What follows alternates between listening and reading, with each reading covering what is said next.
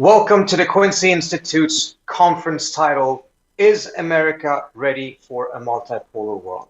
My name is Trita Parsi. I'm the Executive Vice President of the Quincy Institute, a think tank here in Washington that promotes ideas moving U.S. foreign policy away from endless war and toward rigorous diplomacy. We favor a national security strategy that is centered on diplomacy and military restraint. The United States' position as the sole superpower of the world appears to be slipping. China's reach and influence continues to grow. And much of the global South has adopted an independent position on their response to Russia's illegal invasion of Ukraine, as well as on America's efforts to contain China's growth and influence. As world leaders gather in Bali, Indonesia today for the G20, America's power and purpose is at a crossroads. Challengers of US power, such as Russia's Vladimir Putin, welcome a new world order. They want to midwife a new world order. But does that mean, however, that the United States must seek to retain American primacy through military domination of the globe?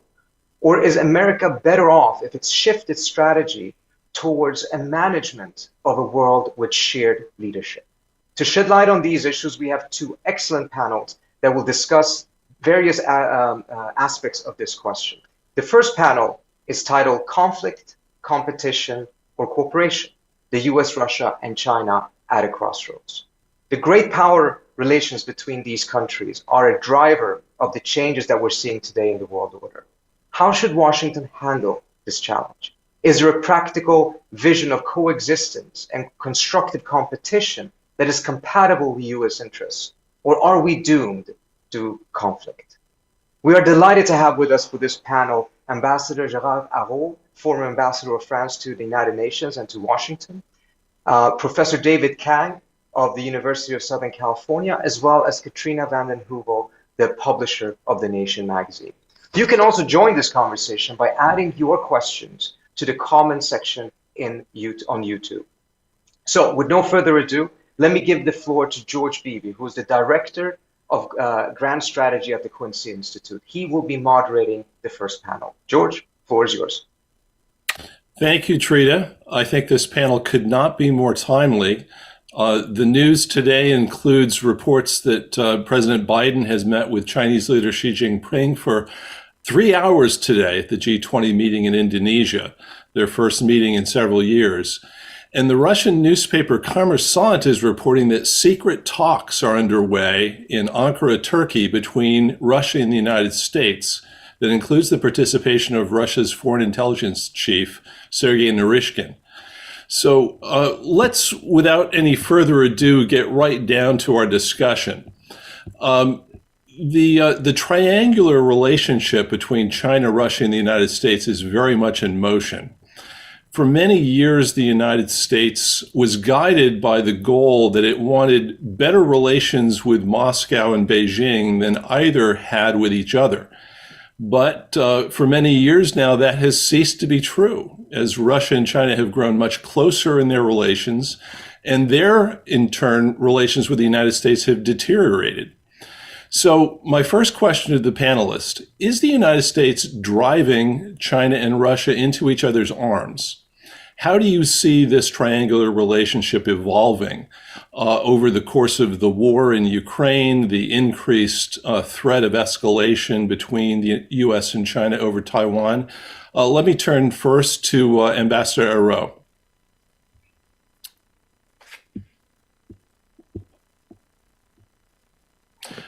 Mr. Ambassador. Good morning. Good morning, and it's a pleasure to be with you this morning for this session. If you allow me, in a sense, being French, I am entitled to be a bit dogmatic and conceptual. Before maybe answering to your question, I think that my personal experience, but also of the American diplomacy, has always been that because of its history, their history and their geography, the United States, in a sense, have had the luxury to afford ignoring the constraints of geopolitics, the way the Europeans, and especially my country, was obliged to face them. Basically, the US had made a sphere of influence of Latin America and has never been threatened by its neighbors. And I think that's a very important element which plays a role in the psyche also, if I may say, of the American diplomacy. And the second point is that the Americans have entered the world in a sense being already the big boy on the block. In 1945, it was 40% of the world GDP, which also may explain what is American diplomacy. The world of American diplomacy is leadership. You know, really, it's really striking for foreigners. As soon as there is a debate about American foreign policy, immediately people say we have to restore our leadership. And other countries may say, why leadership? You know, really, it's not really geopolitics. It's not only in terms of geopolitics. Now, going to your question, again, I think the international relationship will be largely dominated by the rivalry between China and the United States. And foreign policy, I think, in the coming years will be to try to find a modus vivendi, or modus vivendi, I don't know how you say it in English, between the two powers. You have the United States, which is by far and which will remain the main power in the world, but you have also China, who is not emerging, who is re-emerging also of a major power. And so we have to define the modus vivendi. And in this context, Russia is a bit like Austria-Hungary with Germany before the First World War, is a bit doomed to be the brilliant second of China, because there is a natural role for the US. There is a natural aspiration to prevent any power from dominating Western or from dominating Europe. It's very clear that's the American interest. What is you can discuss is about the best way to make it happen. And the power which could dominate Europe is very clearly Russia. So there is, in a sense, there is written on the map a rivalry between Russia and the United States, which can lead Russia towards China. So for me, the dominating element by far is China versus the US, how to define a modus vivendi between an emerging or re-emerging power and an established power. And we know that it's quite difficult because the two powers have to define, to test the waters, to define their red lines. And that's the reason why I agree with you that the meeting between Xi Jinping and President Biden is critical. Because seen from Europe, there was a concern, in a sense, that the Americans were engaged into a containment policy. And as you know, the French have paid the price with the sale of nuclear submarines to Australia, American submarines to Australia. There was also the Quad, really in the area with Japan and India. So you had the impression of a very consistent policy of containment towards China, which may be necessary, by the way. But there was also the need of a political dialogue, and that's the reason why this meeting could be, if this meeting is the first step, we could enter into a long process with bumps on the road, a long process when the two big powers that really are going to define the terms of their coexistence. Thank you. Thank you, Mr. Ambassador. David Kang, I'd like to turn to you. In Washington, a lot of what you hear is a debate between those that believe the United States can and must win a competition with China, those that think that the United States ought to be aiming merely to contain China, to block the efforts as we see them of Russia and China to advance authoritarianism against democracy in the world. What you don't hear a lot about is the possibility of coexistence, of shared leadership. of some way of accommodating the rivalries that the United States faces in the world. How do you see this relationship? What's possible? How should the United States be pursuing a way forward here? Yeah, well, thanks for having me, first of all. And to me, what I find most surprising or disappointing about the dialogue in DC is that, as you said, it's completely along the line of containment or competition. And as the ambassador said, that the United States simply cannot conceive of itself without being the absolute leader. The problem I have with that approach is almost every single person who argues that we have to contain or confront China doesn't make the argument that China poses an actual military threat to the existence of the United States. Nobody argues that. What they do argue is that China is competing for the rules-based order, or its economics, or its Huawei. These are commercial and economic interests, or they're institutional interests, but they require far more diplomacy than they do a military response. But the response in the United States tends to be almost completely military. And I think there's a real disconnect between the issues and challenges that China proposes and our focus, the American focus, on a military response. So in many ways, I think, and I'll keep this short, but in many ways, I think the Asian countries that have made explicitly clear that they don't want to choose between the US and China is something that we ought to be listening to. They know they have to live with China, and they're trying to find ways to do that and trying to push China to behave in ways that are perhaps less aggressive or more in line with rules. And I would urge the United States to be pushing on that same kind of a front where we engage and work on diplomacy rather than simply viewing it through a military lens. Thank you. Katrina, I want to ask you a question about history and how it may pertain to the situation that we're facing today. You lived through a period when the Soviet Union changed profoundly, and a new leader arose, Mikhail Gorbachev, that was seeking a fundamentally changed relationship with the United States and a new world order that was much more cooperative than the Cold War competition proved to be. Are there lessons from that period, the way the United States handled things, that you think might be applicable today to this multipolar world and great power competition that we're facing today?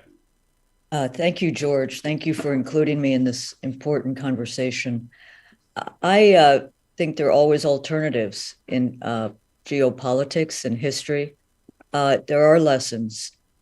Mikhail Gorbachev and his partners on the US side did not believe in triumphalism as the Cold War ended.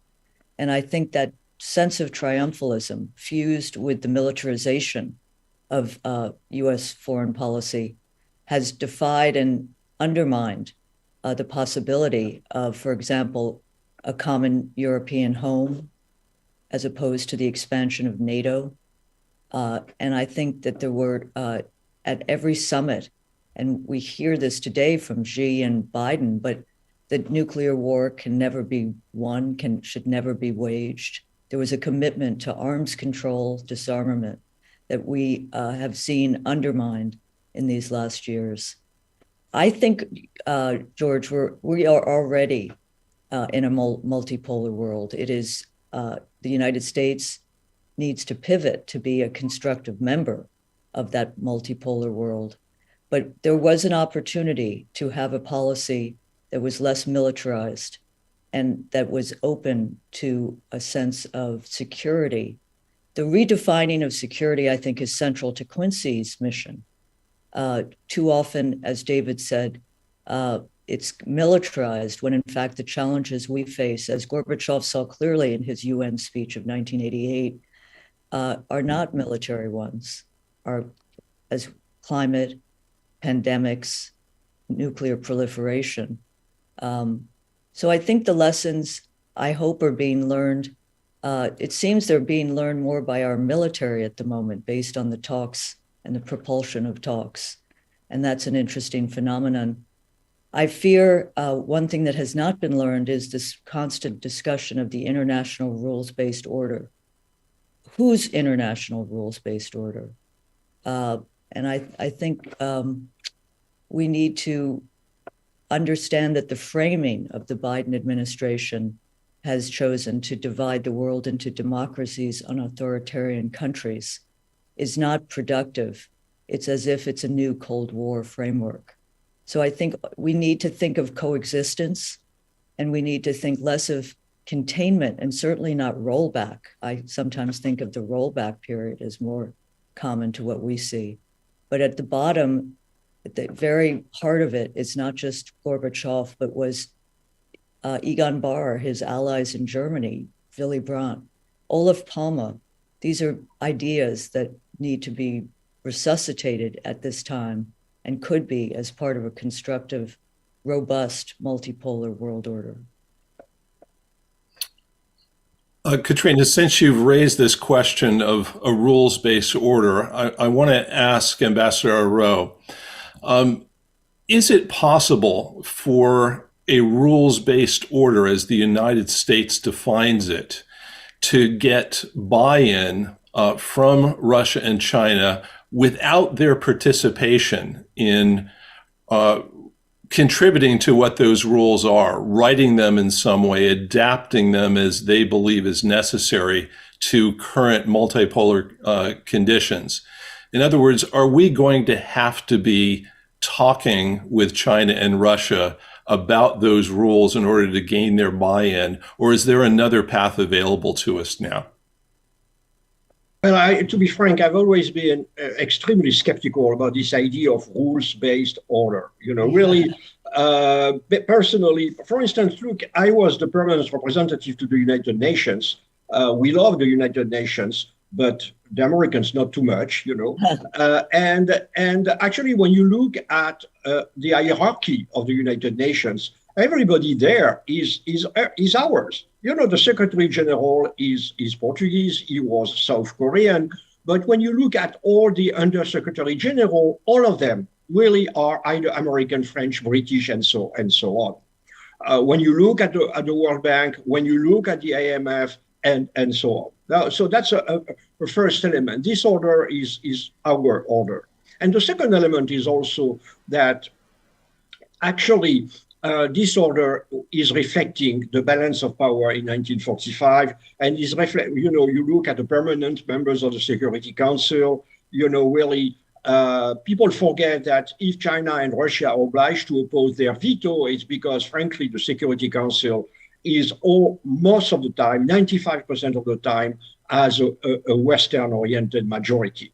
So this order, frankly, and you can also be sarcastic, because when the Americans basically want to do whatever they want, including when it's against the international law, as they define it, they do it. And that's the vision that the rest of the world has of this order. Really, when I was in the United Nations is a fascinating spot, because you have ambassadors of all the countries, and you can have conversation with them. And the vision they project of the world, their vision of the world, is certainly not a rules-based order.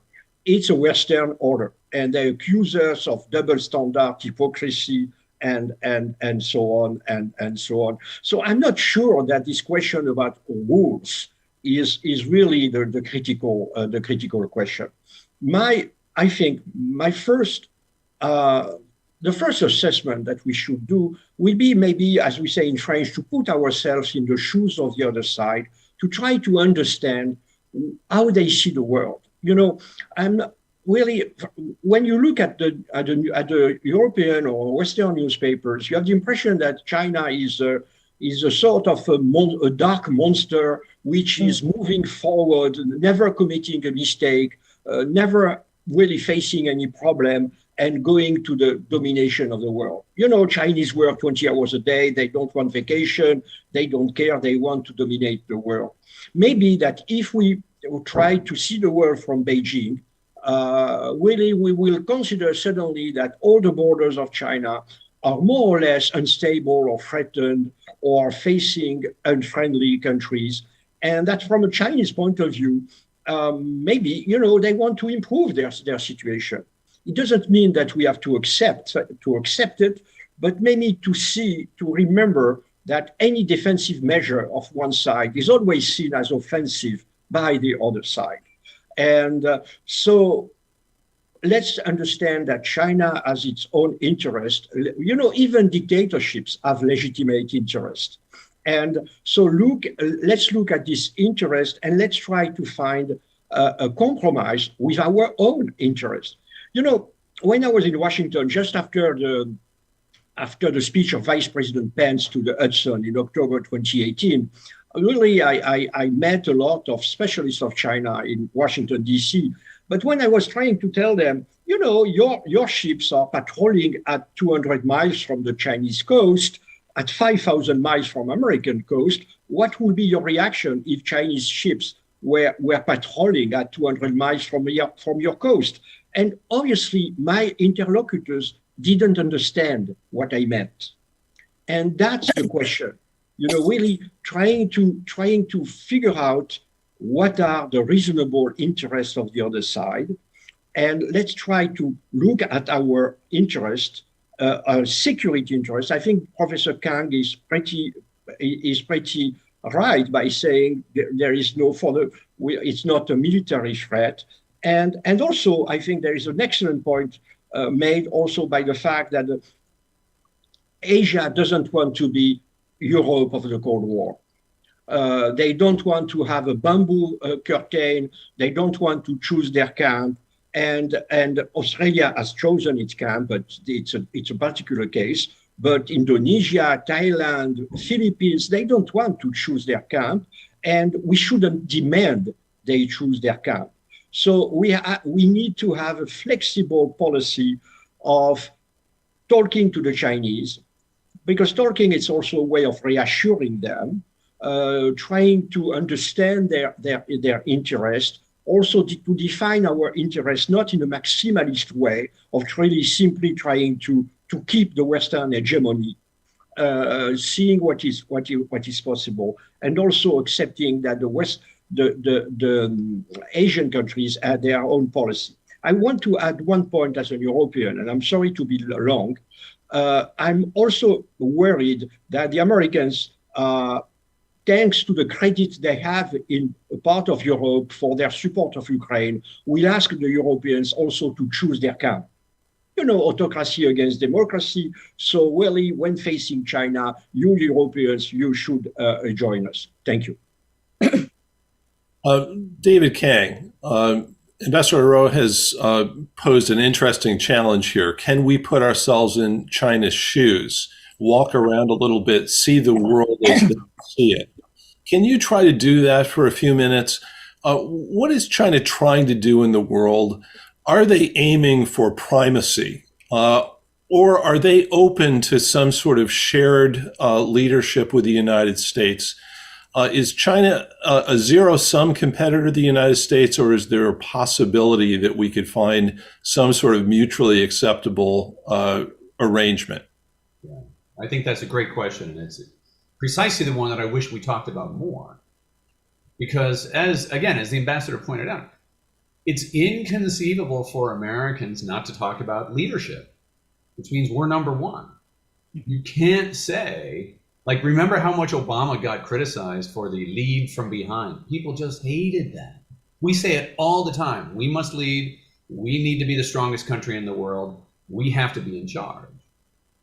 What you don't see, and this is what I find truly surprising about many of the scholars or the policymakers who are calling China a threat and say they want to take over the world, is that if you actually read a lot of Chinese rhetoric or what Xi Jinping says, he's not talking that way. They have to work really hard to find one or two quotes that barely talk about we're going to be really strong and we're by 2035 or whatever else. The vast majority of the way that the Chinese, and particularly Xi Jinping, talks about the world is as a multipolar world. Mm-hmm. Meaning they don't intend to be the best or the biggest or the strongest. They know that there's going to be a bunch of strong countries. And we don't seem to be able to fathom that they don't want to be the dominant power. Overwhelmingly, their rhetoric is not about taking charge. What their rhetoric is about, and this also builds off what the ambassador says, is sovereignty, controlling regional issues that have been issues for China, what I call transdynastic. Almost every single one of the issues that China explicitly cares about today began in the 1800s as the Qing Empire was falling apart. Tibet, Xinjiang, Taiwan, Hong Kong. We don't have to like them, but these are not communist priorities. These are enduring Chinese priorities. And they're all regional. And so from a Chinese perspective, I'll say one thing. They talk about the century of shame, and we've all heard that, and we all sort of dismiss it as if this was back in 1850. But if you're Chinese, Hong Kong only reverted to Chinese control in 1997. That's 25 years ago. So for them, the century of shame is barely over if and there's still unresolved issues. And for us to ignore those and argue that China wants to take over the world, I think is really missing the context of where China is coming from. Katrina, I'd like to ask you to speak a little bit from the American perspective on this. The perception in Russia and China to a great degree is that the United States is dead set on maintaining global primacy, that it needs actually to triumph over China and Russia as competitors, and that we're not open to leaving any room for their interests to be accommodated because we see those interests as fundamentally illegitimate. Is this where the United States is from your perspective? Are those perceptions accurate? And is that where the American people think the United States ought to be in its aims in the world, or do we need to be making some course corrections? So, George, I've learned not to speak for the American people, but let me tell you where I sit and stand. First of all, David Kang speaks with history. And history, I think, is short-shrifted in this country too often. My understanding is Professor Kang is a regional area study. So he's able to speak not just about transpartisanship, but transdynastic and understand with real empathy, if I could use that term, the Chinese. I think in this country, George, Americans, for the most part, seek security and stability, but not endless war and not intervention abroad. Consistent polling shows that. And I think that's real. I think you hit Washington, you get into the blob, as I think Ben Rhodes called it, and you have a different sensibility, which is defined by decades of belief in primacy, triumphalism, exceptionalism. And the redefining of those terms, let's be exceptional in leading on climate. Let's not be exceptional in the most incarcerated or the most weapons, the largest defense budget by far. I am a member of the media. I'm not a scholar. And I think there's been terrible media malpractice in covering Russia. I don't know enough about China, but just understanding that there are alternatives that are excluded because of the fear mongering that the media has participated in. So I think this country is ripe for an alternative framework of restraint, of diplomacy.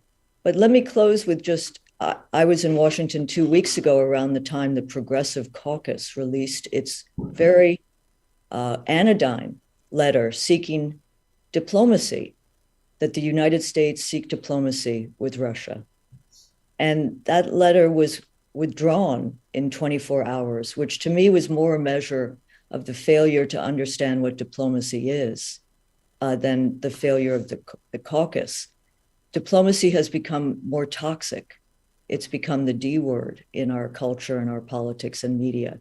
And that needs to be addressed if we're going to have the ability to participate in the world as a member of the world community and have an empathy that is not about losing our principles, but in fact, enhancing our principles. The ambassador refers to the United Nations. We come upon the 20th anniversary of the Iraq War. And I think that should never, I don't like the whataboutism, but I think the Iraq War is a measure of denial that are we a rules, talking again about the rules-based order.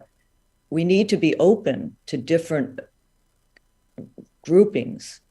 And I think the next panel will make very clear the global South, how countries are seeking alternative independent ways, and particularly in Central South America, which is very relevant to the United States. But I hope that we will find a way where Walter Lippmann, a famous journalist, once said, if everyone's thinking the same way, no one's really thinking. And we need alternative strands and streams of thinking to be a better world partner. Ambassador Auro, you've mentioned the pressure that Europe has been placed under to choose camps, so to speak. I want to talk a little bit about that in the economic dimension, which is a very important part of this triangular relationship between the United States, Russia, and China. The West is in a state of economic warfare with Russia. I think there's no other term one can use. And there is growing economic competition with China that looks to be verging on full-fledged economic warfare. What do you think is going on right now? How important is economic competition to this triangular relationship? Where do you think things ought to be going in that dimension from the European perspective?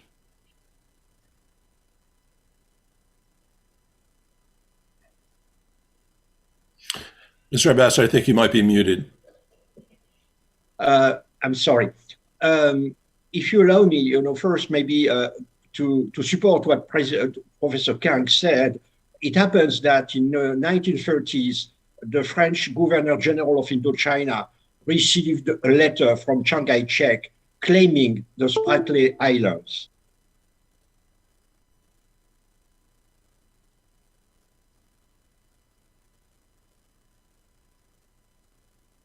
Was already expressing it in the 1930s. Of course, the economic issues are totally critical for our debate. And in a sense, I was struck, but maybe because I'm not a specialist, by the decision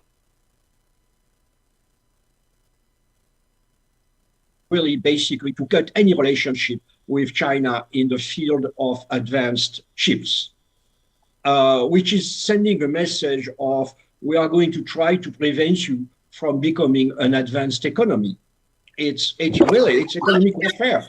And so that's, and because there is a difference with the case of Russia. The case of Russia, you can argue that really I'm not a big fan of sanctions, but nevertheless, considering the invasion of Ukraine, the Europeans had to react, and that sanctions, in a sense, make sense.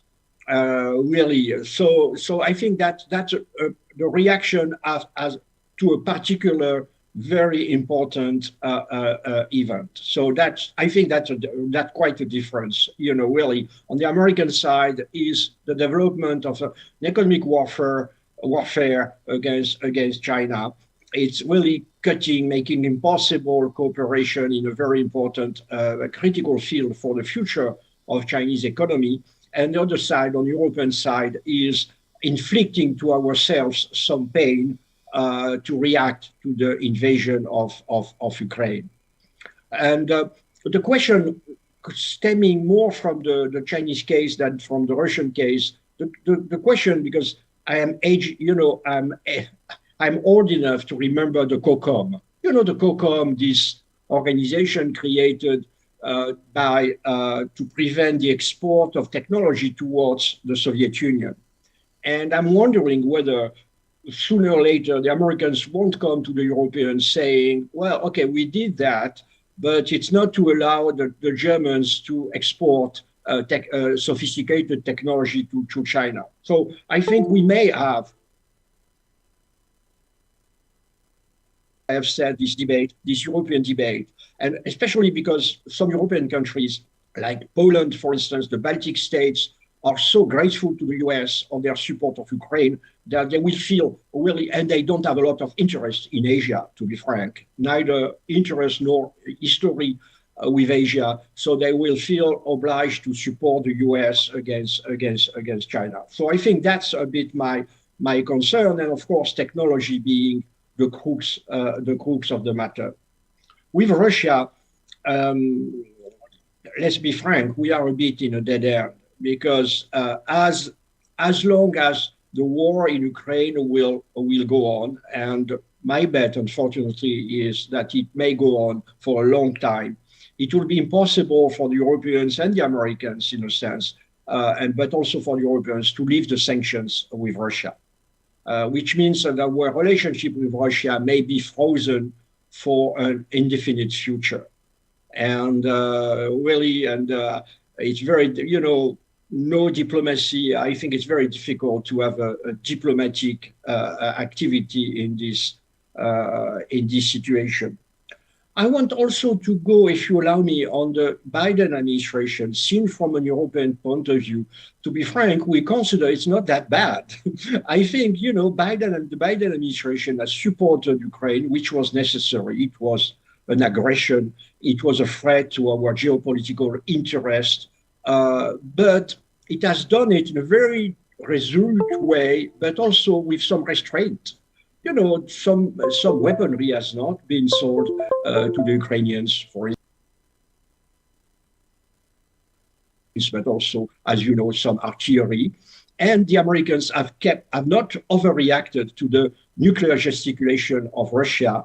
And as you have said, and there is some contact between the Americans and the Russians. And I think it's very important that message go to and fro, so there is no misunderstanding. So I think as for this crisis, and also the fact that the Americans have left Afghanistan, I think that we can pay a sort of a tribute to the Biden administration.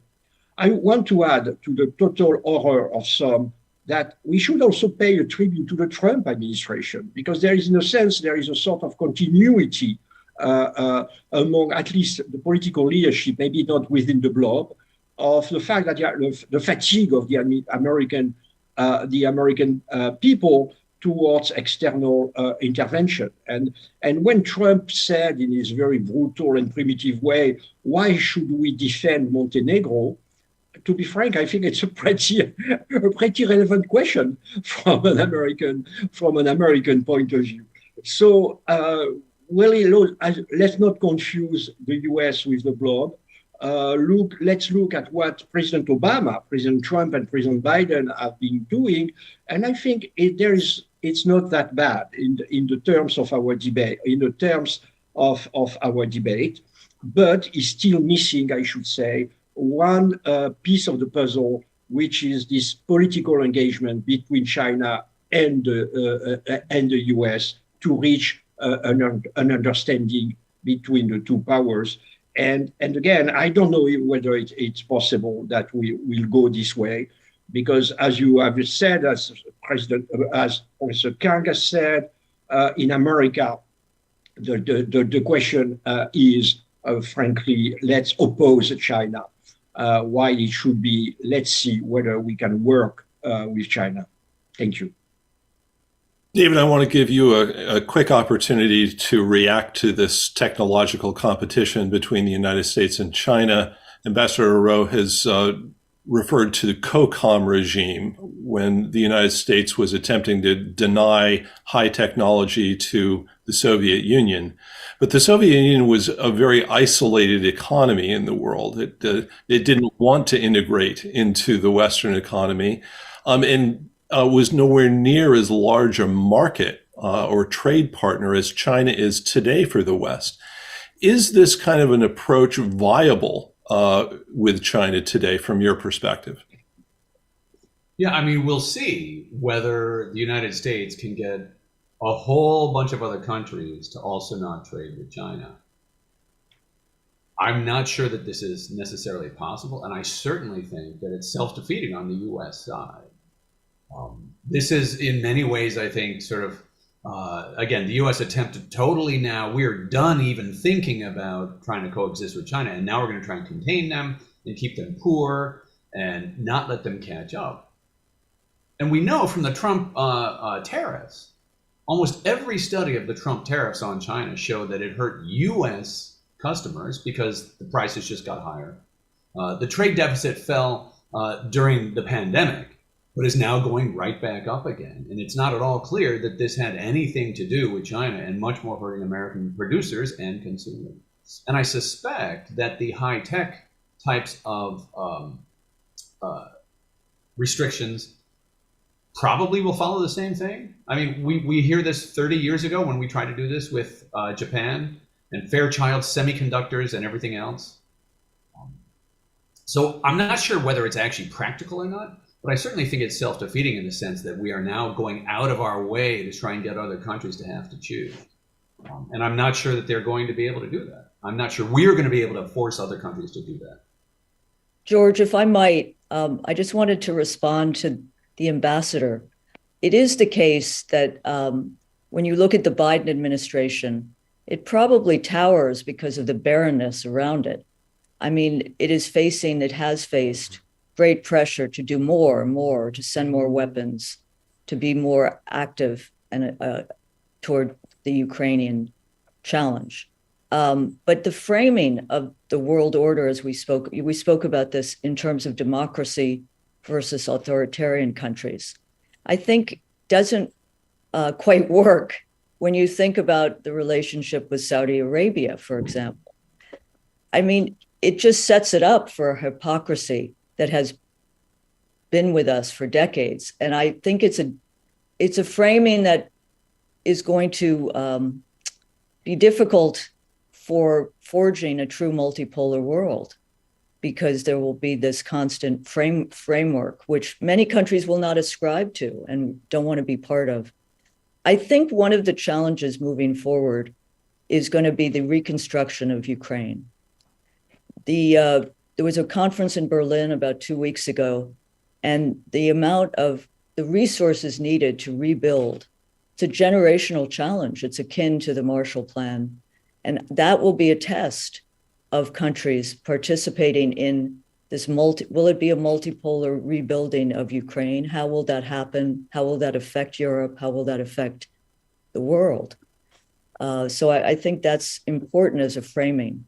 But the Biden administration, I think, is operating in an old-fashioned, I don't think it speaks to the new challenges, but its actions are not consistent often with those challenges.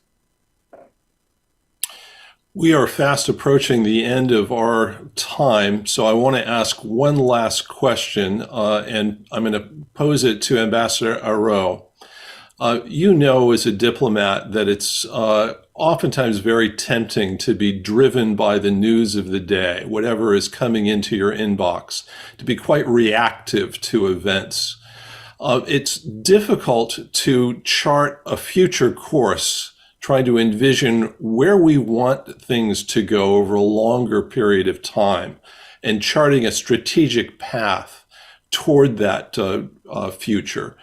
What do you think the United States and the West more broadly ought to be aiming toward in Europe and in the world? What vision do you think we ought to be pursuing of what the world ought to look like 10, 20 years from now, and how might we get there?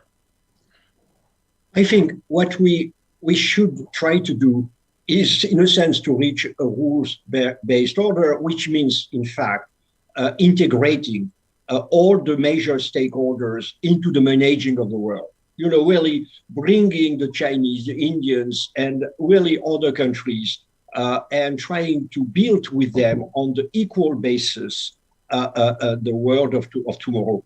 We, the French, we have an experience, which was the COP21 about climate change. Really, it was quite a challenge to reach a world agreement. And we did by simply saying, you know, each country has its own responsibility, own constraints. Each country should express itself what it wants to do for itself. And Of course, people said, "Oh, that's really that's unfair. Some countries will be less demanding than other countries," but that's the only way, really to bring them along.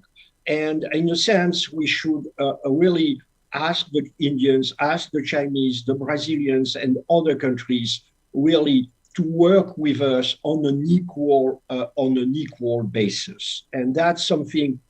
It's not only the Americans, also the Westerners, really trying to get out of our high moral ground and to understand that they have their own interest, that on some issues we should work together, on other issues we shouldn't work together.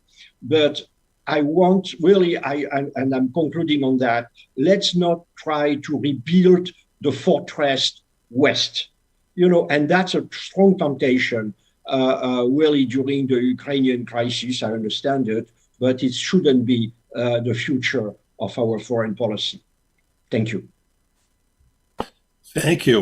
And on that note, I think that's an excellent transition to our next panel on this multipolar world and the interests and perspectives of the global South to a great degree.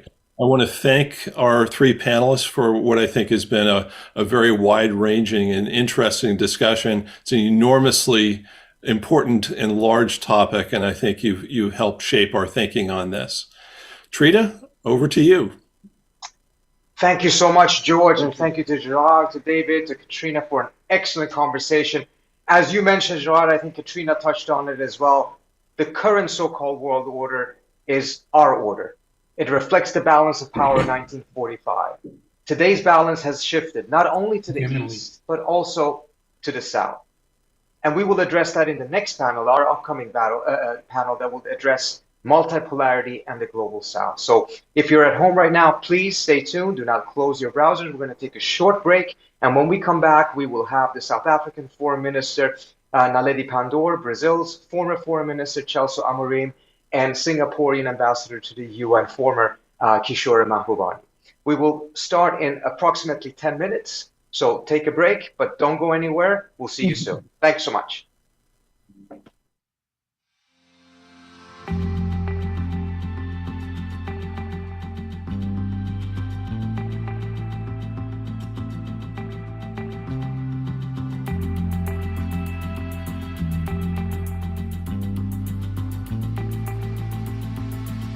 This much is clear. Russia's war in Ukraine looks much different in Washington than it does in Sao Paulo, New Delhi, or Johannesburg. Despite Washington's best efforts, the rising powers of the Global South have refused to sanction Russia even after its illegal invasion. They're staking out positions that reflect their own national interests. And in doing so, they're exposing the limits of US influence. It's clear that for the United States to succeed in a world where power is more diffused, we must approach the Global South with a smarter strategy. But where is the Global South exactly? Once described as the Third World or Developing World, these countries comprise a vast belt that stretches from Latin America to Southeast Asia and the Pacific Island states. The Global South makes up as much as 70% of humanity. Historically, these countries have been marginalized within the global power structures they seek to reform. Their memory of colonial experience reinforces their impatience with the US and Europe-centric world order. Many of them are emerging economies, catching up with the wealthy world.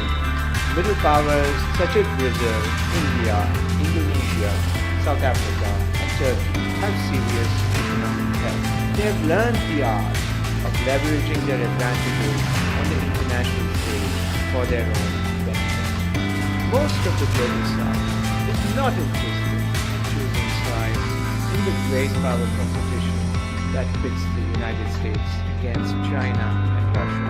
That's in part because China has emerged as one of their largest trading partners over the past 2 decades, and many continue to value their ties with Russia. More fundamentally, the states of the Global South see the emergence of multipolarity in the international system as an opportunity to expand their own strategic space. When Washington pushes the notion of a world divided between democracies and autocracies, and when Washington creates new military blocs that have little appeal to most of the global South, the United States drives these countries closer to China and Russia. If the United States wants to engage productively with the majority of the world, it must approach them in ways that benefit both us and them. Most global South nations are looking for partners, not patrons. The United States should be a catalyst for more trade, more investment, and more innovation. Showing up as a partner means engaging key middle powers at the core of providing solutions to transnational threats such as climate change, pandemics, and food insecurity. The global South is increasingly the source of products and innovation and possesses critical natural resources indispensable for a future clean energy economy. If Washington offers a better value proposition than Russia or China, most global South states will willingly take it.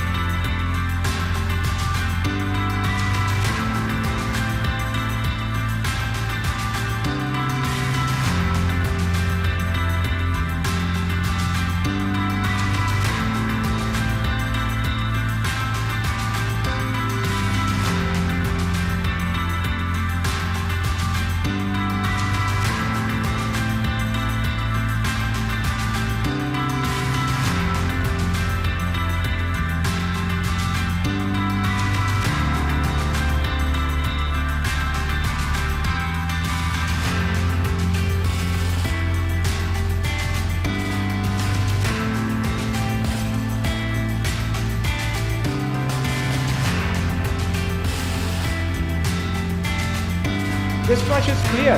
Russia's war in Ukraine looks much different in Washington than it does in Sao Paulo, New Delhi, or Johannesburg. Despite Washington's best efforts, the rising powers of the global South have refused to sanction Russia even after its illegal invasion. They're staking out positions that reflect their own national interests, and in doing so, they're exposing the limits of US influence.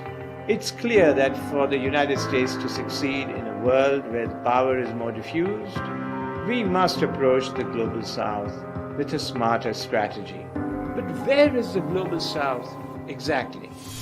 Once described as the third world or developing world, these countries comprise a vast belt that stretches from Latin America to Southeast Asia and the Pacific Island states. The global South makes up as much as 70% of humanity. Historically, these countries have been marginalized within the global power structures they seek to reform. Their memory of colonial experience reinforces their impatience with a US and Europe-centric world order. Many of them are emerging economies, catching up with the wealthy world. Middle powers such as Brazil, India, Indonesia, South Africa, and Turkey have serious economic heft. They have learned the art of leveraging their advantages on the international stage for their own benefit. Most of the global South is not interested in choosing sides in the great power competition that pits the United States against China and Russia. That's in part because China has emerged as one of their largest trading partners over the past 2 decades, and many continue to value their ties with Russia.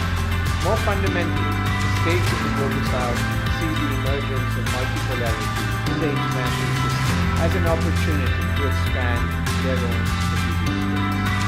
When Washington pushes the notion of a world divided between democracies and autocracies, and when Washington creates new military blocs that have little appeal to most of the global South, the United States drives these countries closer to China and Russia. If the United States wants to engage productively with the majority of the world, it must approach in ways that benefit both us and them. Most global South nations are looking for partners, not patrons. The United States should be a catalyst for more trade, more investment, and more innovation. Showing up as a partner means engaging middle powers at the core of providing solutions to transnational threats such as climate change, pandemics, and food insecurity. The Global South is increasingly the source of products and innovation and possesses critical natural resources indispensable for a future clean energy economy. If Washington offers a better value proposition than Russia or China, most Global South states will willingly and eagerly take it.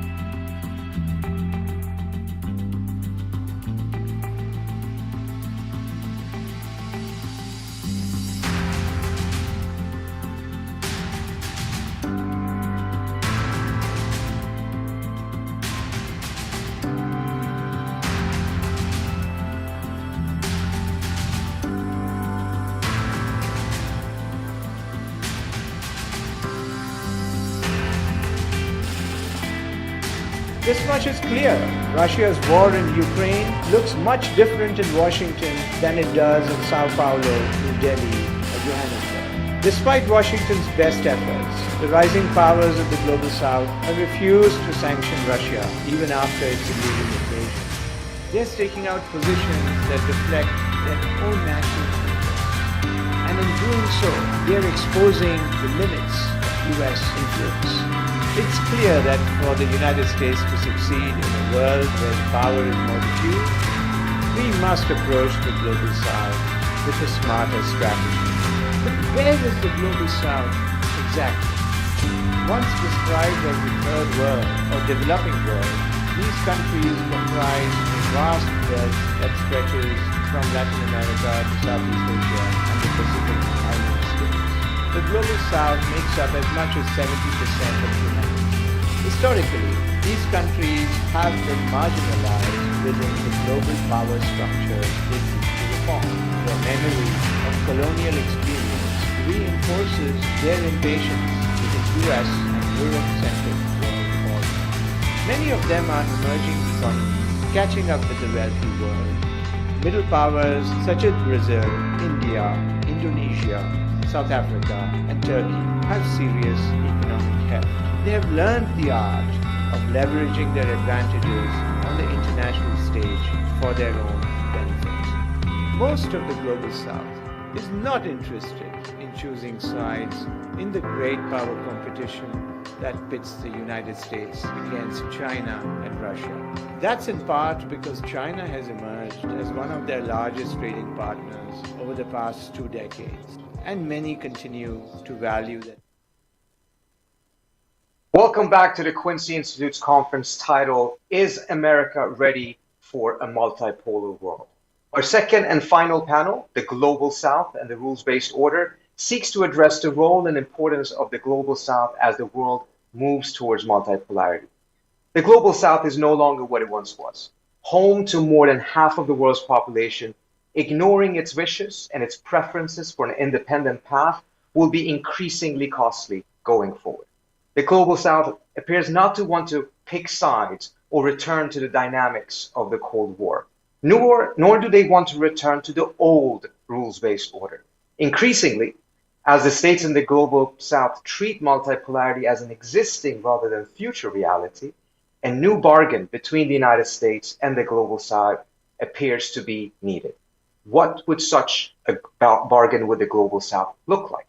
To address this question, we could not be any happier with the amazing lineup that we have for this panel. From Bali, at the G20 summit, we are joined by Naledi Pandor, Foreign Minister of South Africa. From Sao Paulo, Celso Amorim, former Foreign Minister and current advisor to President-elect Lula. And from Singapore, Kishore Mahbubani, the former Singaporean ambassador to the United Nations. And of course, all of you, you can be part of this conversation by adding your questions to the comment section on YouTube.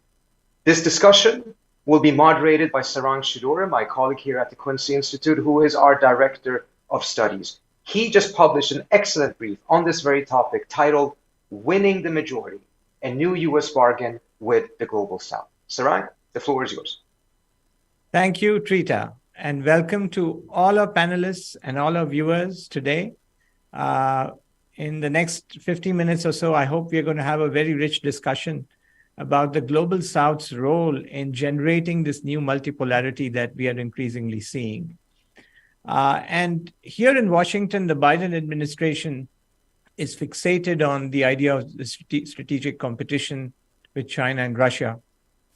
But in the Global South, as Trita just said, the crisis in Ukraine and Taiwan has shown that states in those regions do not want to pick a side.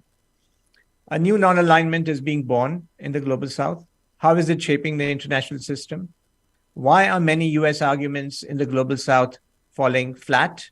And how can the United States reshape its engagement with the region so that it benefits all sides? So without much ado, I'm going to start with our panelists. Trita has already introduced them. I'm going to start with you, Minister Pandor. Welcome to the event here at the Quincy Institute. And I wanted to get to this question of multipolarity. Do you see a multipolar world already present? And should the United States be anxious about it, or should it welcome it? And if so, why? Well, good evening, and good evening to all the participants.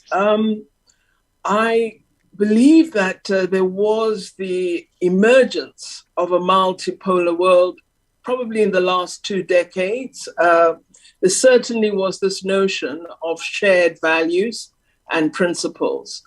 But I believe that COVID-19 revealed the unfortunate stark reality that we remain fairly embedded in our own interests and are not really able, when faced with a crisis, to draw together in the interests of each one of us.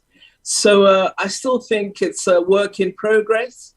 I do believe that there were periods in the course of the COVID-19 pandemic where you did see a very promising global unity.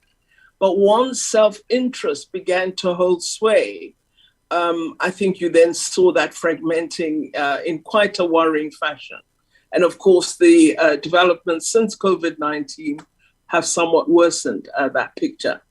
I do think the United States should be keen to establish a multipolar world and to seek greater global sharing of values, principles, and approaches to world affairs, because I think it's in the interests of all powerful nations that we should pull together. But to have such a situation, we have to really address the core needs of the most vulnerable in our common humanity. Minister Amorim, that was an interesting way of looking at multipolarity. The idea that various stakeholders in the world are players in shaping the order, but also addressing the needs of the vulnerable. What is your own sense, looking at this from Brazil and Latin America? Do you see this rhetoric of strategic competition as describing the reality of the world today? Or do you see this more as a constructed paradigm that is being generated in the capitals of the great powers? What's your sense of this? Well, first of all, let me thank all of you for having this opportunity, meeting old friends and also persons I admire, whom I'm meeting now for the first time. Brazil really believed in multipolarity at the time that we were in government with President Lula. Certainly, Minister Pandor will remember IBSA that Brazil helped create at the time of the beginning of our government with Nkosazana. Others will remember the BRICS. So all that worked in the sense of multipolarity. Others even will remember, certainly as Trita Parsi, our efforts together with Turkey. I was very glad that they were recalled the other day by someone like Salame in another forum that I participated. Our efforts with Turkey to have an agreement with Iran on the question of the nuclear program.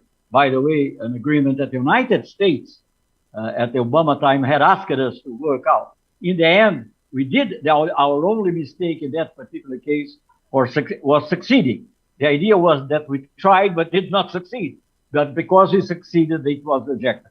Let me tell you, I think multipolarity has to be seen in two ways. Partly, it is a reality already because power is distributed in a way that it was not some years ago. Obama recognized that. I mean, he mentioned, I think he was the only president to mention a multipolar world or something like that. Partly is also a desire. So because the world is not totally multipolar, it's certainly to a large extent,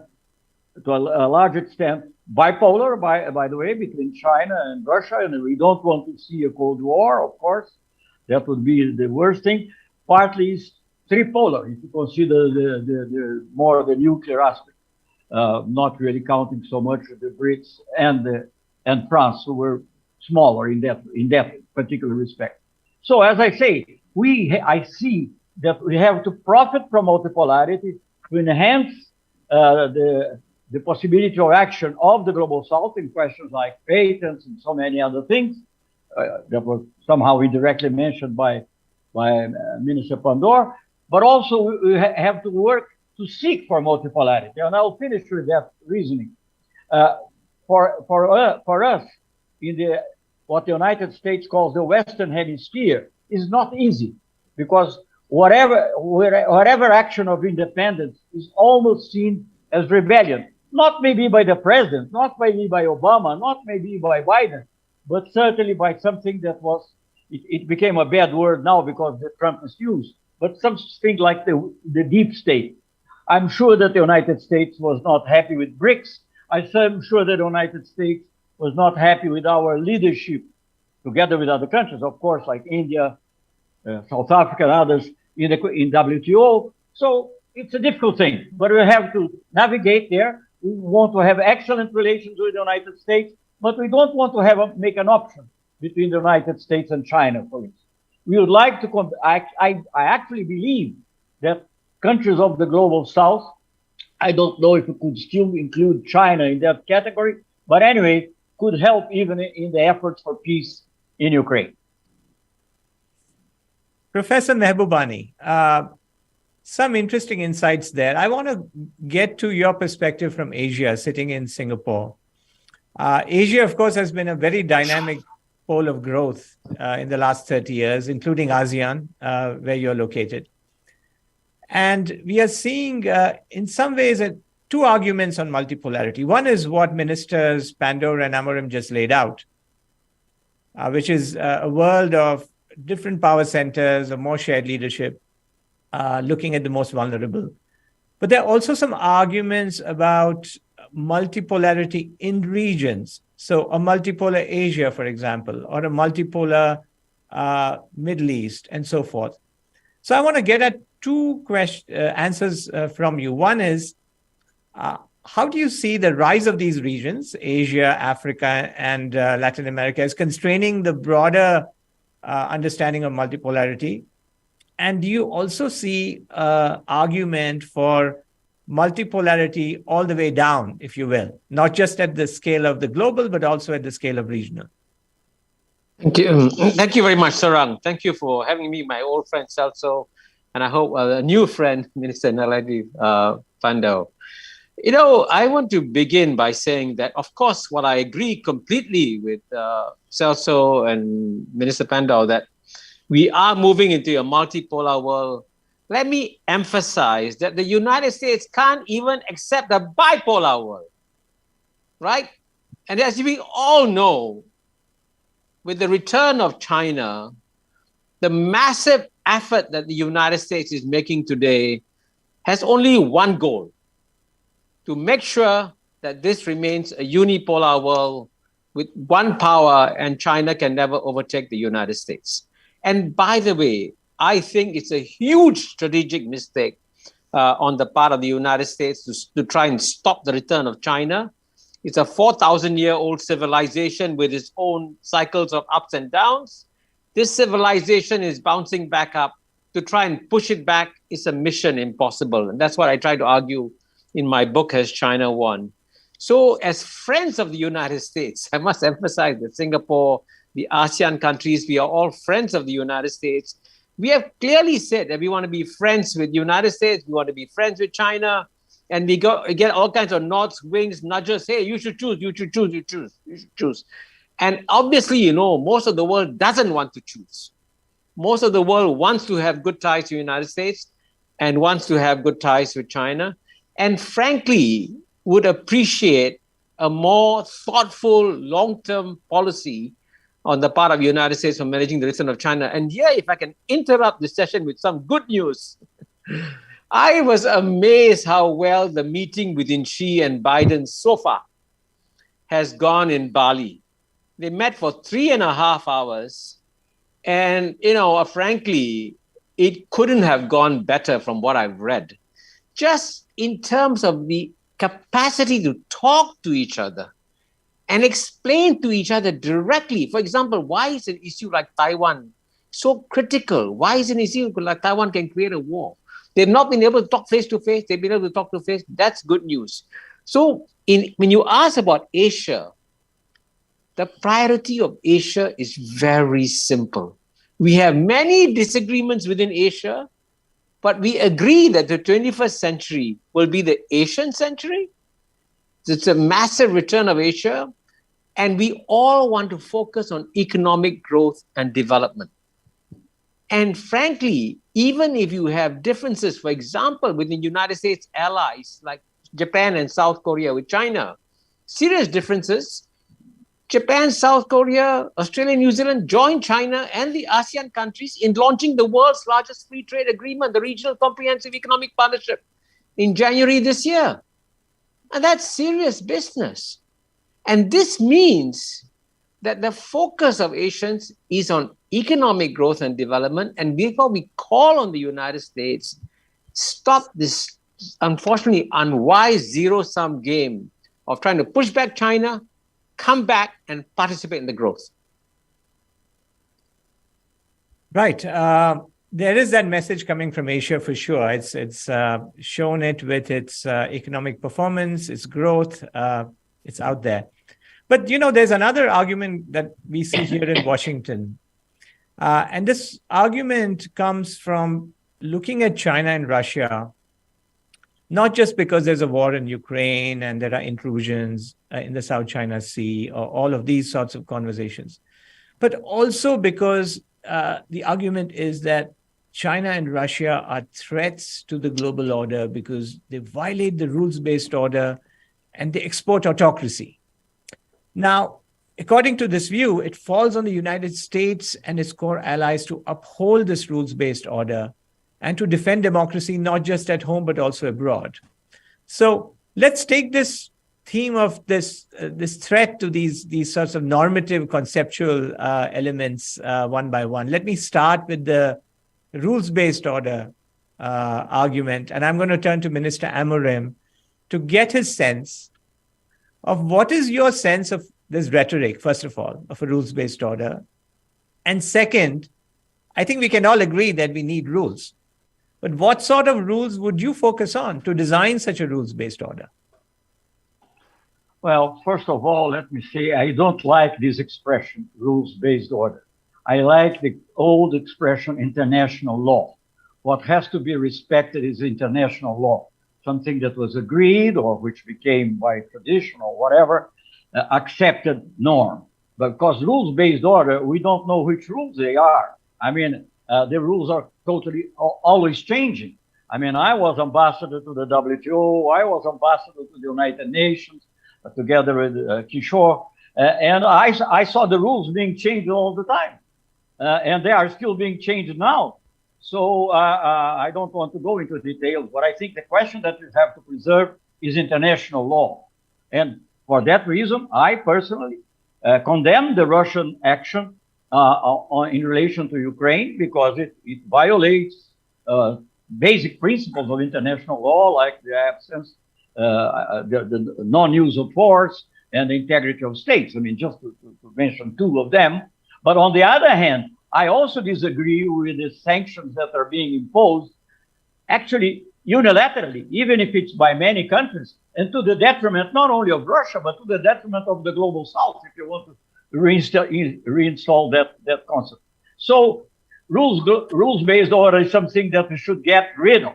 And that does not mean that we don't need a change in the institutions. I'm not saying that we have to stick to the old institution, but these have to be agreed by the procedures that we have. And I do believe, I know that Kishore comes from a small country, but he has a large mind. And I think we would have something similar to G20, a little more African and a little less European, to give the push for the real change that we need. We are in a situation which is not very different. Well, it is different, but not totally different from the aftermath of the First World War, or the aftermath of the Second World War. If you combine all the threats that we have, that you have already mentioned, the war in Ukraine, the pandemic, and the pandemic, the war in Ukraine, climate, of course, and inequality. I mean, with these four things, we are in a new world. We need new rules-based. I want to quote here from an American thinker, Anne-Marie Slaughter, who said, can you imagine, we will soon have 80 years of the United Nations.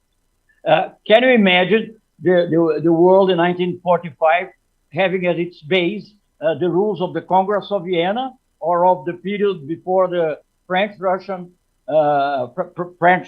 War? Impossible. So without throwing away what we have, we need to reform that deeply. And I think the G20, with these adjustments that I mentioned, a little more African, a little less maybe with some sort of representation of small countries or small islands or whatever, we could give the push. But the will has to be there. And the will is basically now, we have to understand that the United States, China, and a couple of more countries, maybe Brazil, South Africa, India together, can also help in this respect, whatever governments they have. Absolutely. I think we are going to get to this question of international institutions and reforming them in just a little bit. But I want to turn to Minister Pandor now and just mention this one comment you made recently that got a lot of media coverage about the patronizing and bullying attitude of some Western countries. I believe you were talking in context of the Ukraine war. But broadening that out a little bit, I'm trying to understand where do you see this attitude when it comes to South African and African interests and foreign policy?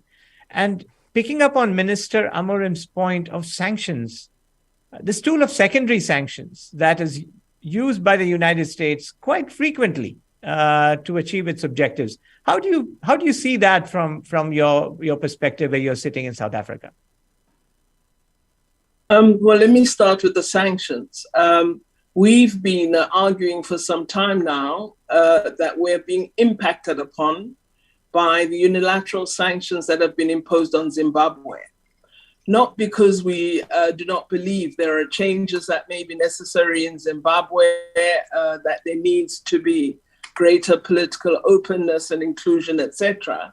But because we have this impact of hundreds of thousands of Zimbabwean refugees, skilled and unskilled, coming into SADC countries when they could be engaged in very, very positive contribution to Zimbabwe, were its economy to be allowed to be restored.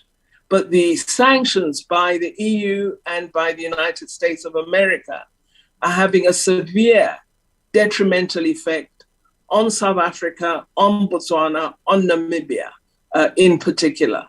So the matter of sanctions doesn't always achieve the intended objective. And I think very little attention is paid to the impact of sanctions beyond the target that particular countries wish to hit when they have quarrels with them.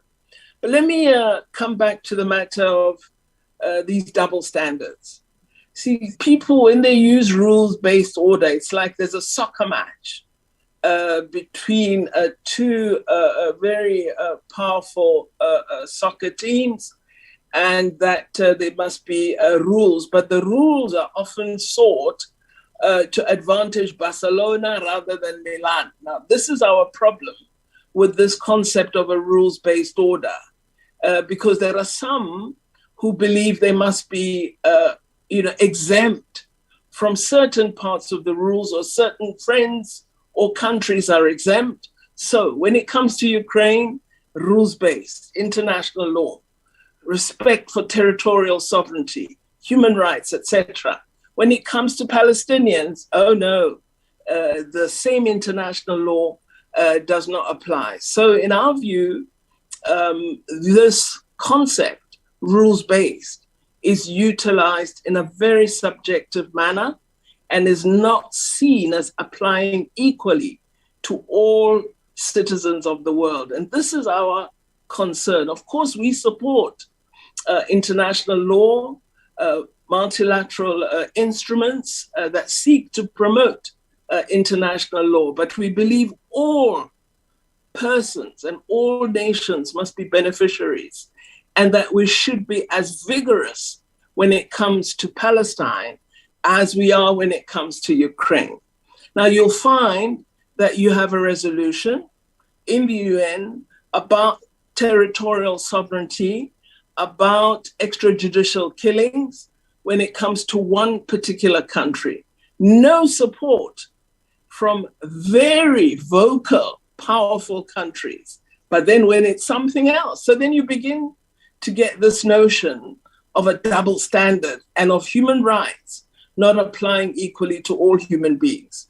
I understand we're going to see a similar example in the next week or so. So, one gets concerned that we have a great deal of energy, but it's directed toward the interest of particular groups, doesn't apply to all of us equally. Indeed, the double standards on Palestine are particularly stark. I think that's fairly clear. But Minister Pandor, I just want to follow up on this with you, because there is an argument that, yes, we do need compliance with international law or rules, as it may be. But there will be some variation in compliance. This is humanity. We're human beings, imperfect, there are differences of power and so forth. How would you respond to that argument that you have to allow for some deviations, and how much of a deviation could you accept? Well, I think what we need to look at is, have we established institutions that have the muscle to intervene on behalf of others when it is necessary? And I know that we have been in many years of undermining the United Nations, when we should have been strengthening it and giving it the global standing so that it is the one that is the protector of all rights. But we denied it funding, we denied it status, and really got it to a point where we began to have it as a bureaucratic institution rather than the arbiter of global affairs on behalf of world citizens. So I think you can't have a particular country that sees itself as the policeman of a region or of the globe. It just can't happen. And I'm not saying police women, because we women don't do those things. So we need to see greater gender equality, greater presence of women in global institutions. But I also believe that what we need to do is really build shared notions, shared values and principles. And you do that through engagement, You do that through building global alliances. You don't do it by telling me vote this way, vote that way, or calling me to say, really, you are a country with a Bill of Rights and you shouldn't be voting this way, you should be doing this. That doesn't persuade. However, if you work at building a collaborative relationship where we develop shared values and work universally with others, so that then the North-South divide becomes less of a divide and a greater cooperation in building a world where everyone enjoys human rights and respect, then I think we'd have done very well. But I know this is a crazy ideal. However, I think we need to insist that we work toward that. Professor Mahbubani, Minister Pando makes a very interesting point in that I think implicitly there's not going to be perfect standards in the world, but institutions are the way to create a better world, to guardrail deviations. Now, you come from the region of ASEAN, and if there is an institution in the world that has worked next to the European Union in terms of a regional organization, it is, in my view, and I believe in yours as well, it is ASEAN. ASEAN, in fact, is an example of a regional rules-based order of sorts. So you've written extensively about this. Tell us how a region as diverse and economically disadvantaged as ASEAN managed to create these rules. What were they? How did it succeed through making these rules? Thank you for asking about ASEAN. But, since I serve as Singapore's ambassador to the UN for over 10 years, let me quickly say a quick word about the UN and say that I completely agree with the sentiments expressed by, Celso and Minister Pando. But I want to add just two important quick points. If the United Nations is weak, it's not by accident, it's by design. Why is the UN weak? Because the P5 members, especially the United States of America, when it selects UN Secretary General, says we must look for somebody who is spineless. Now, if you're going to pick a spineless CEO, how the hell do you expect to have a strong organization? Now, that's a dirty little secret that has to be exposed, and the world should know that it is the great powers that are weakening the UN. And here, the second point is that it is no longer in the interests of all great powers, including the United States, to keep the United Nations weak. Because we live in a small, interdependent planet where our fates are tied together. We need a strong United Nations. And Bill Clinton said that if the United States is going to be number one forever, fine, we can do whatever we want to do. But Bill Clinton said, but if you can conceive of a world where United States is no longer number one, then it's in United States' national interest to strengthen the UN. So I don't appeal to ideals, I appeal to self-interest. And the example of ASEAN actually brings out a very important point for the UN too, because the most diverse regional organization in the world by far is ASEAN. Out of 680 million people, you have 250 million Muslims, 150 million Christians, 150 million Buddhists, Mahayana Buddhists, Hinayana Buddhists, Hindus, Taoists, Confucianists, and we have lots of communists also. Now, why is the most diverse region of planet Earth doing so well? And I say doing so well. Let me give you two statistics, which I think many of us have surprised many of your American listeners. From the year 2010 to 2020, did the 15 trillion European Union add more to global growth, or did the $3 trillion ASEAN add more to global growth? The answer is ASEAN. That's amazing. In the year 2000, Japan's economy was 8 times the size of ASEAN. Today, it's only 1.5 times bigger than ASEAN. By 2030, ASEAN will be bigger than Japan. It's an amazing growth story that is succeeding beyond anybody's expectations, and nobody knows about it. Nobody knows about it. And what's the secret? The secret is not just about rules and institutions. It's about organizing frequent encounters between leaders and officials. We have 1,000 meetings a year. When I attended my first ASEAN meeting in 1971, 51 years ago, all the 5 members distrusted each other. because they had fights, feuds with each other. Normally neighbors do, right? When I went back in the 1990s as the senior official leader from Singapore, the distrust had evaporated. And I can tell you one reason why the meetings in Bali will be more successful is because Indonesians have actually exported a culture of what they call musyawara and mufakat, consultation and consensus. Consultations means you got to listen. And I tell you, the biggest problem about dealing with the United States of America is that of all the countries I know in the world, Washington, D.C. is the deafest capital. It doesn't listen to alternative voices, including voices from friends, right? And that's why I think if you really want to understand how ASEAN works, I'm glad Joe Biden has come to ASEAN, feel the difference. And so there are parts of the world where there's real hope for growth and change, and it's not all a bad news story around the world. Wonderful. Minister Amorim, of course, in your region, you have Mercosur, and there are many initiatives as well in terms of regional collaborations, both with and independent of the United States. But I want to stay on this topic of institutions, since we are all talking about it here, and build a little bit on it. Now, we have the UN system. That's the central system in the international order, as based on the post-1945 understanding. And it indeed is a source of a lot of international law. But in recent years, last 2 decades or so, we have seen the rise of these new informal groupings. We have BRICS, which involve Brazil, Russia, China, India, and South Africa. We have IBSA, as was mentioned, I believe you mentioned earlier, India, Brazil, and South Africa.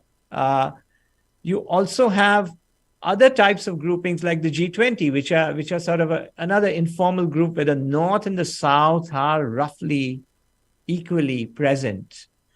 How do you see this rise of these informal groupings and vis-a-vis the UN system? Can they complement the UN system in terms of this new multipolarity that is emerging? Can they even replace the UN system if the UN remains paralyzed as we see today?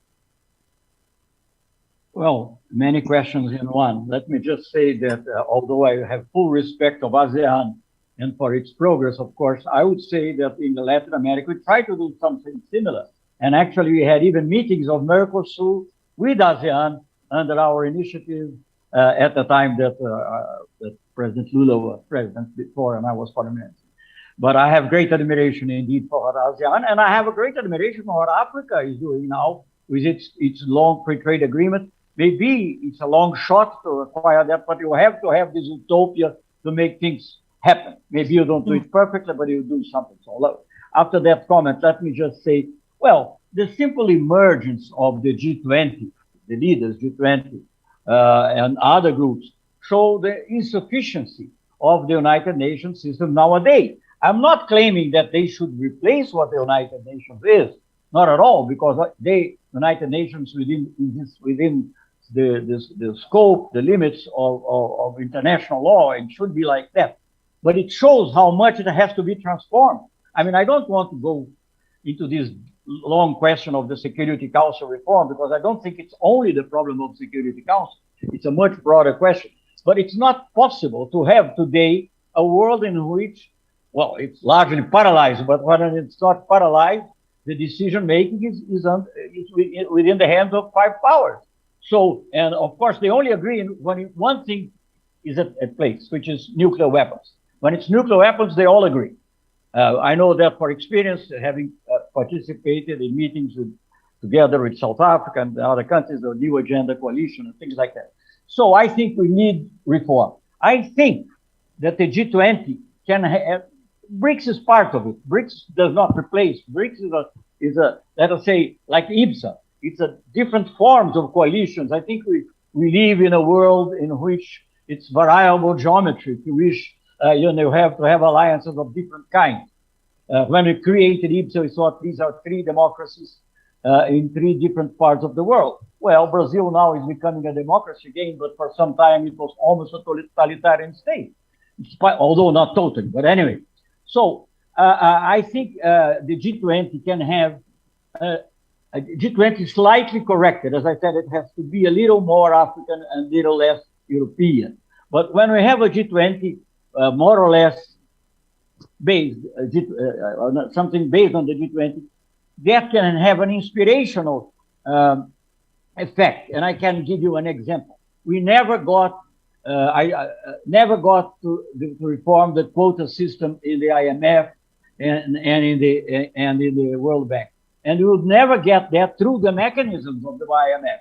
But because of the crisis, of course, and the presence of the G20, an agreement in the G20 took 4 or 5 years for the US Congress to approve. But in the end, there was a small change. We had the absurd situation in which, if I'm mistaken, but anyway, the example is symbolic, Belgium having more quotas than China. So this is something totally absurd. It has been corrected, not totally, but slightly. So I think the G20 can have, and in questions like climate, in questions like, it can have a leading role. And you have a good representation of developing countries. Maybe you should have more. You should have Egypt. You should have Nigeria. I don't know. Maybe representatives of small states rotating in a rotating fashion. I don't know exactly, but something based on the G20 has to lead an institutional reform. This will not solve all the problems. Of course, when a country has, let us say, a crusading view of the world, we always have the problems that we have now. When they say who is not with me is against me, we'll always have problems. We are not against the United States. In many questions, we agree with them. Actually, Brazil is a country that's very much similar to the United States in a much poorer. But when you compare Trumpism with the Democrats, and when you compare, it's very similar to Lula and Bolsonaro in a way. And let us say the sociological things that operate are similar. So we have a lot to learn from the United States and a lot to cooperate. But we have to understand that we don't want to choose. And we don't want unilateral sanctions of any kind. We condemn the invasion of Ukraine, but we also condemn the use of force against the Serbia during the Kosovo question. And we also condemn the attitudes that were already mentioned by Ambassador Pandora in relation to Palestine. So I think it's a complex world, and we'll have to advance. The possibility of advancing, now we have a big crisis composed by several factors that I have already mentioned. This is the time for reform.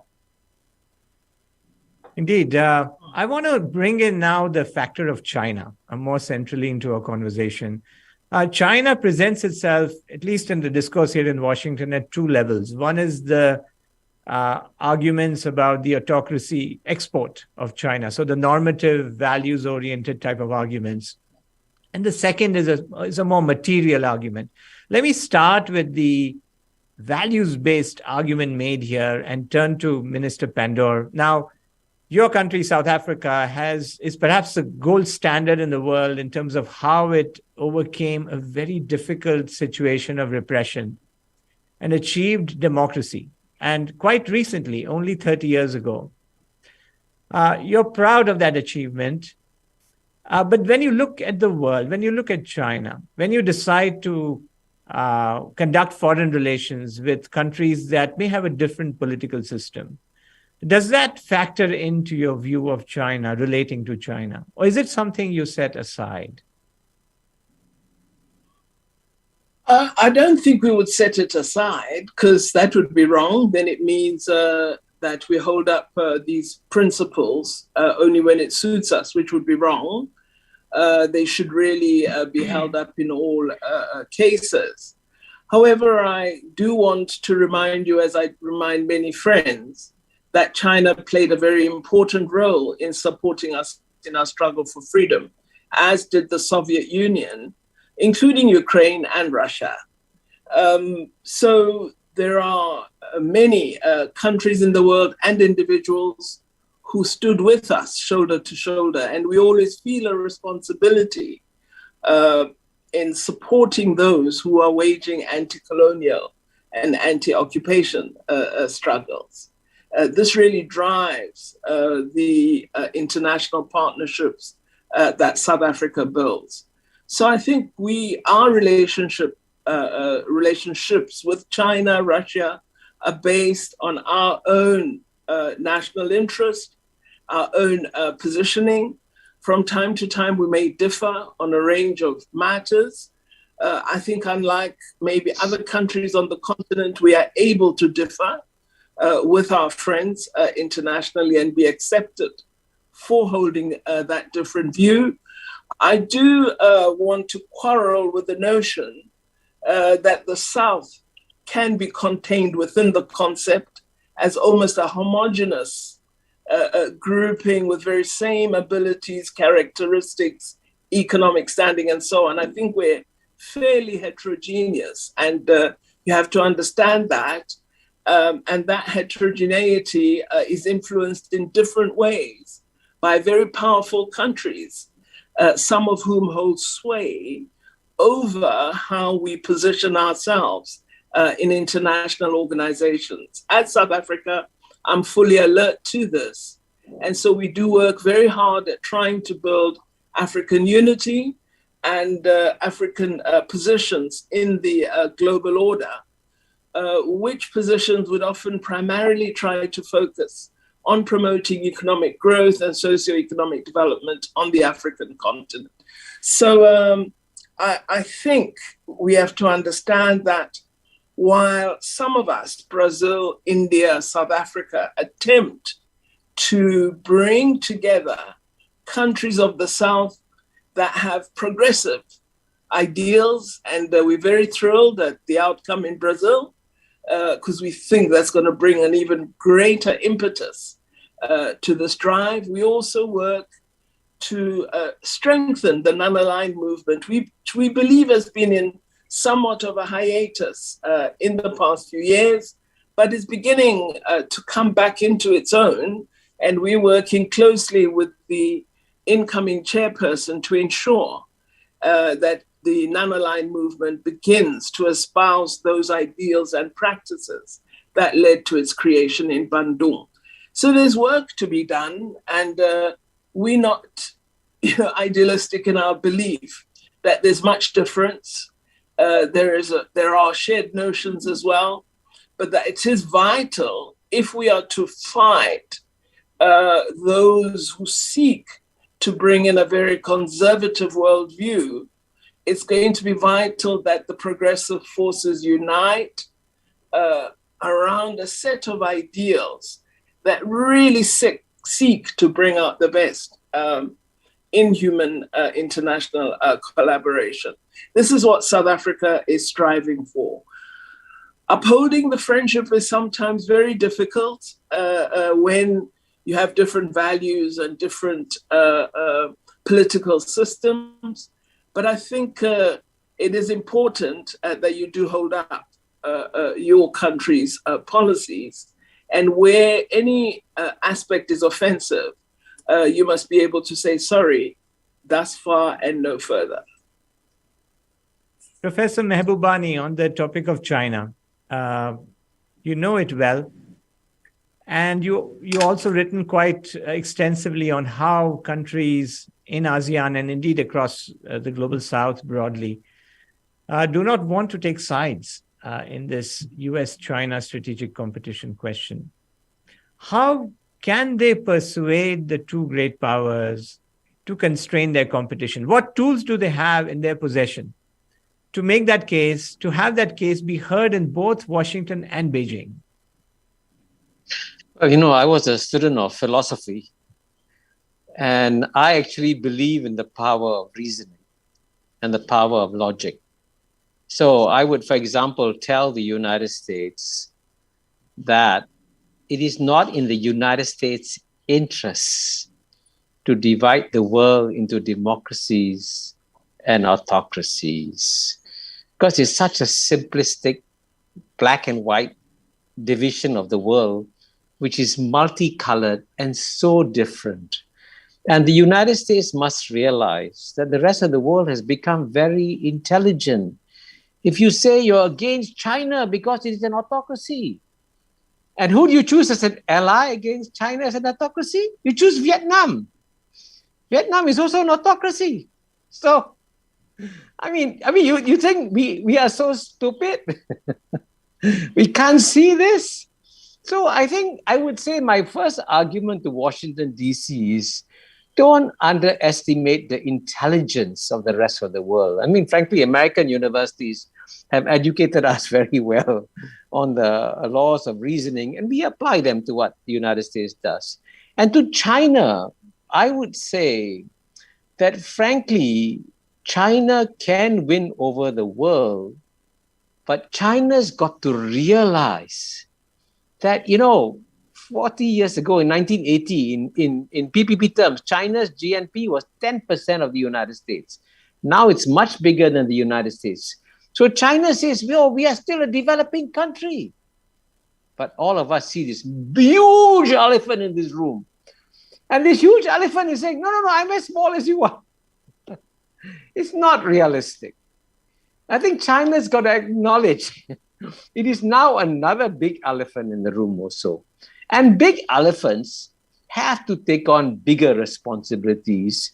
And frankly, in dealing with smaller states, to show a greater sensitivity to their interests and their concerns, So just as I call on Washington, D.C. to listen better, I call on Beijing to also listen better. Indeed, in our own writings at the Quincy Institute, we look at China as a great power, and it's sort of moved beyond the idea of just a developing country today. It's just the size and its heft is at a different scale. But Minister Amorim, I want to sort of try and get at this question of China as a material threat.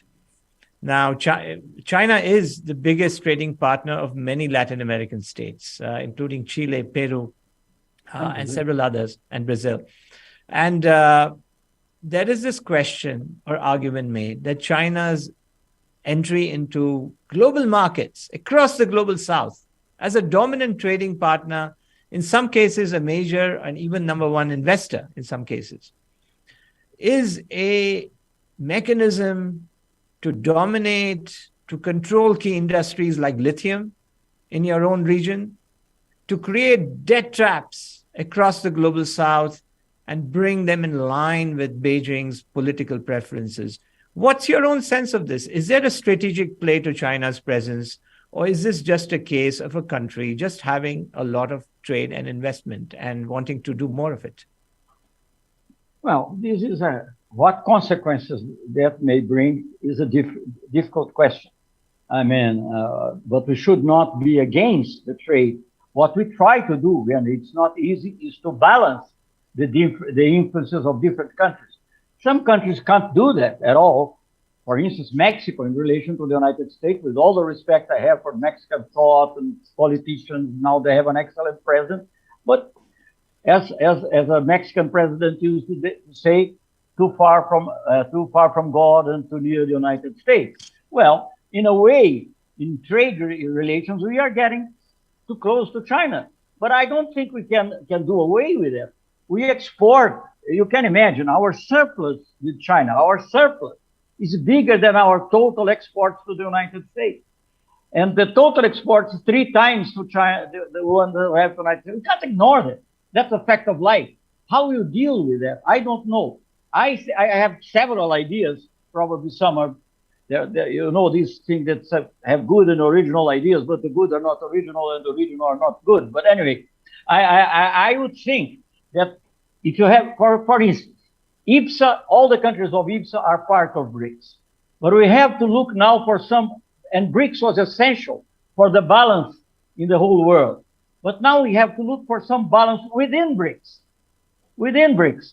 Maybe because, that's why I think having another Latin American country like Argentina, and maybe having another African country, I won't say which because it's not my business, that would bring more balance within BRICS itself, because we need that. Otherwise, it will be a China not because China wants to dominate, but it is inevitable. It's part of the game. So we have to, this is something we have to have in mind. But that does not mean that we should be hostile to China. I will give an example of a governor of state in Brazil. Recently, I heard from him when the Americans complained that the Chinese get all the bidding. Well, they open the bidding, Chinese companies appear, American companies do not appear. And then it goes to China and they complain that we're being nice to China. That's not the case.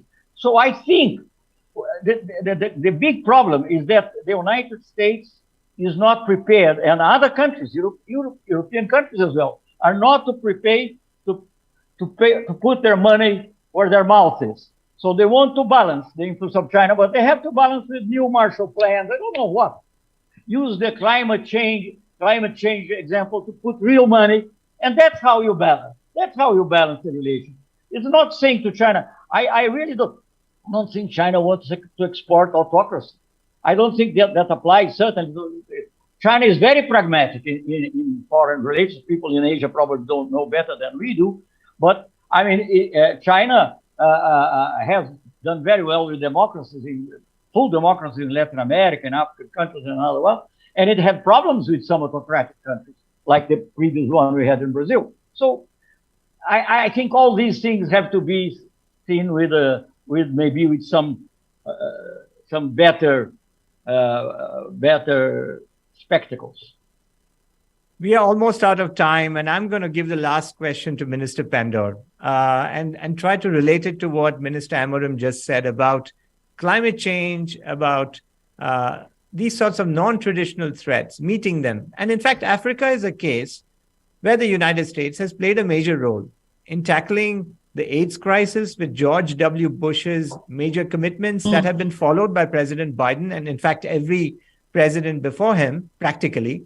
And there's also the issue of climate change, where the U.S. has not only passed a domestic law that's quite strong, but has also worked in the Sahel, has the Global Fragility Act that includes some of these interdependencies. So when you talk to your counterparts in Washington, how do you convey the message to them that these actions of the U.S. have won so much goodwill in Africa compared to the other plays that might be less helpful?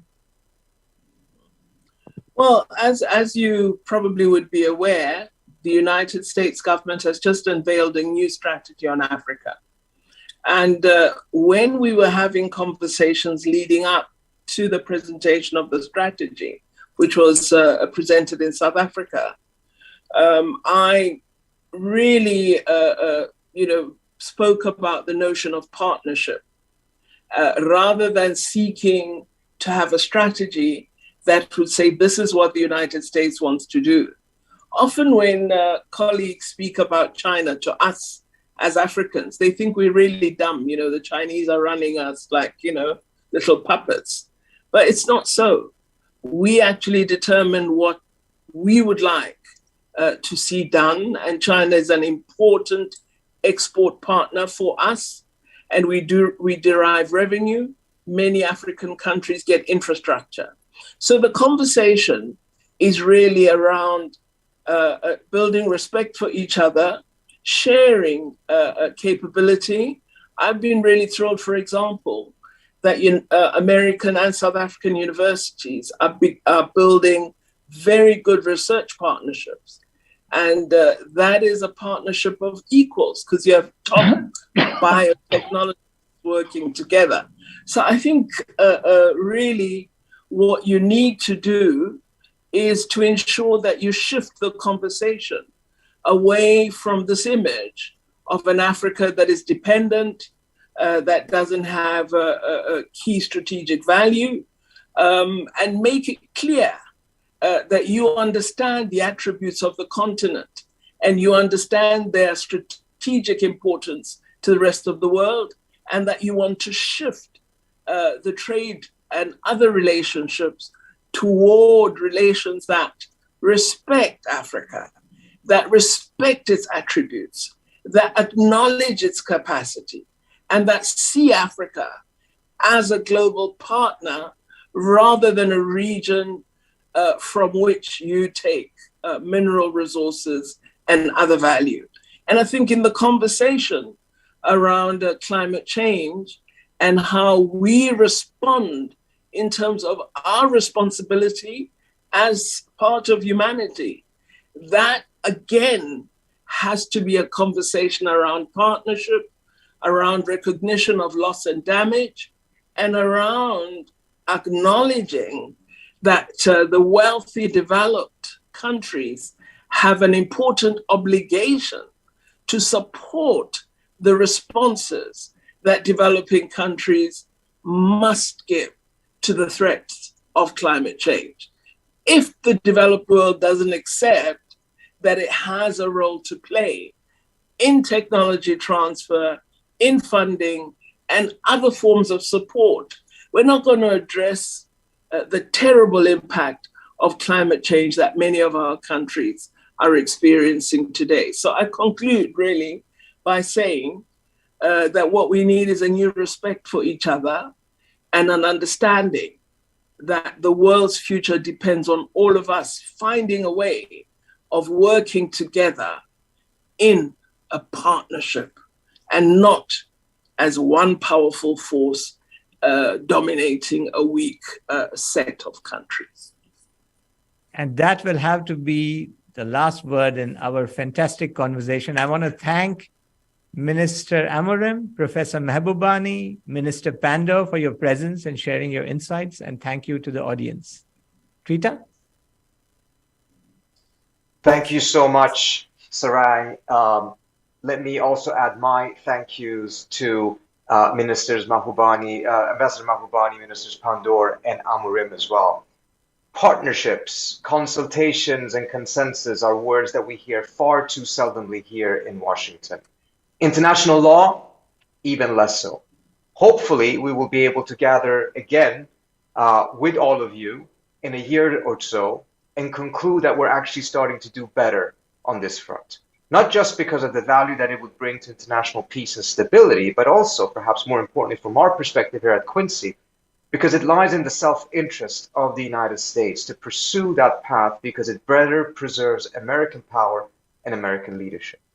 So with those words, let me again thank you all so much for this fascinating conversation. For all of those of you who have watched this on YouTube, thank you for being with us today. If you have not signed up for Quincy's newsletter, please go to our website, www.quincyinst.org, quincyinst.org, and sign up for our newsletter so that you will get notifications of our future events, future conferences, as well as our reports and briefs. So with that, thank you all so much for being with us today, and very much look forward to seeing you soon again. Thank you. Thank you.